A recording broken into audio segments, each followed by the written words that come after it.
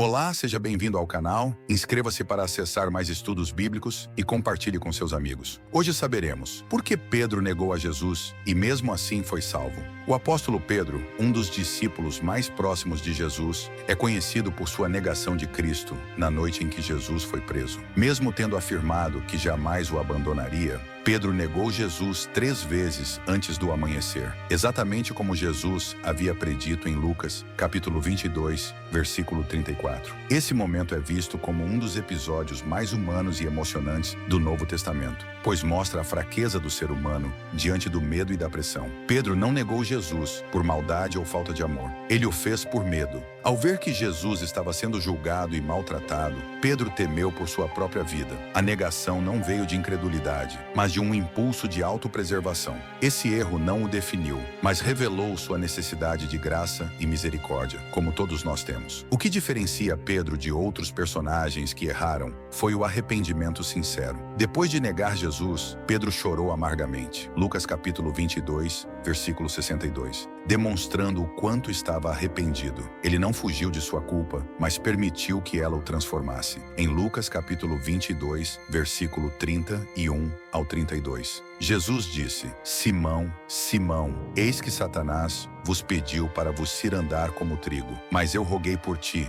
para que a tua fé não desfaleça, e tu, quando te converteres, confirma teus irmãos. Dessa forma, Pedro andou com Jesus, mas ainda não havia se convertido verdadeiramente.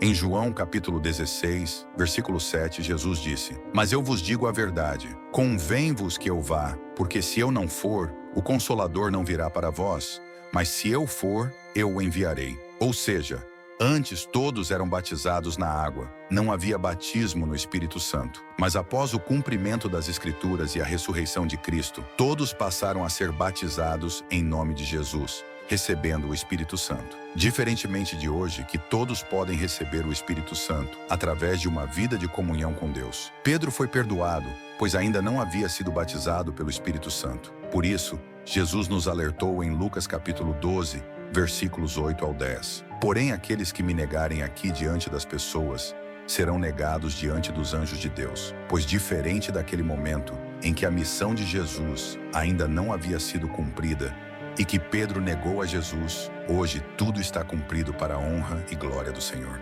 Deixe sua opinião nos comentários e até o próximo vídeo.